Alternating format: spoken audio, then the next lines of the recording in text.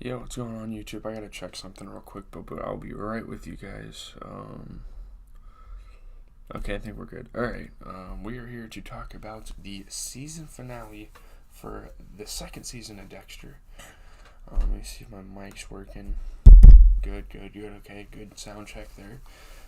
I was about to not have classes today, but then they said the university was only closed from 6 to 10. It's literally 10:09, so as of now, the university is open, so I have to go to my classes, so it's kind of tough, but, yeah, we're gonna get these videos out early here in the morning, so, yeah,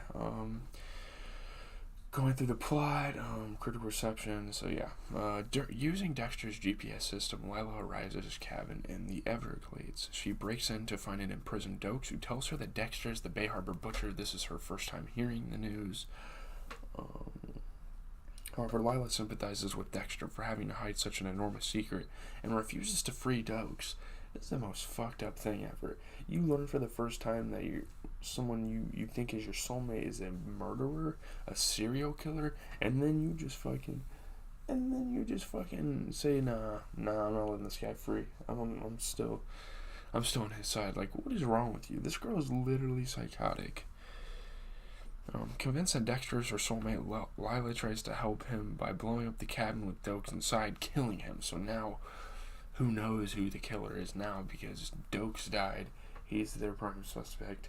So if no other murders happen, they know that he was the suspect. But obviously Dexter's going to go back to killing people, so he's going to be under fire again. So Doge dies. It's actually really sad. Lundy's task force determines Doge's location, and Dexter has to race his colleagues to reach the cabin first. When he arrives, he discovers that it has been destroyed, and initially believes it to be a miracle, an accident, like a divine intervention.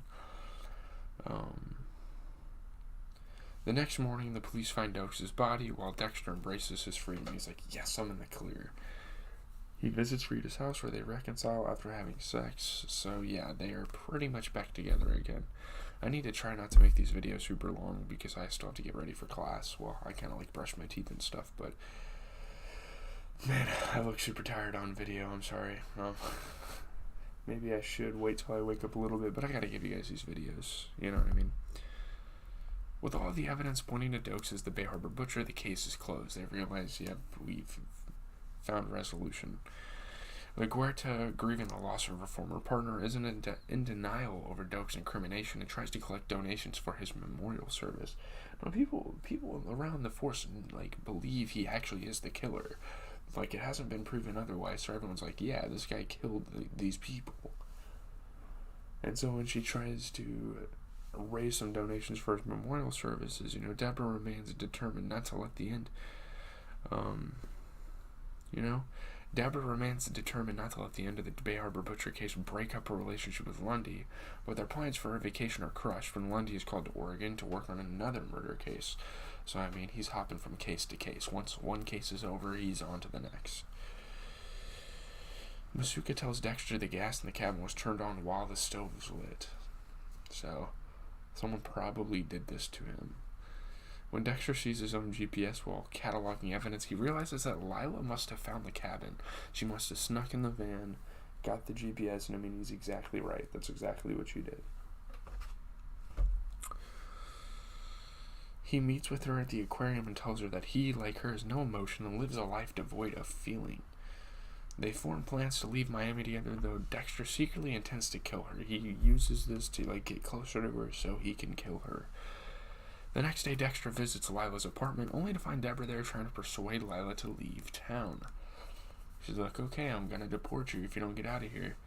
When Dexter's forced to lie about running away in front of Deborah, a bitter Lila then leaves with what she recognizes as Dexter's bag of murder equipment. And obviously he can't take this big bag back because Deborah's gonna have some suspicion. They're all standing in the room. I guess really awkward. And so Dexter's not in a great spot right now. Lila goes to Rita's house and drugs the babysitter so that she can abduct Astor and Cody. So now it's getting personal, like it has been a couple of times here with Lila. It's getting personal.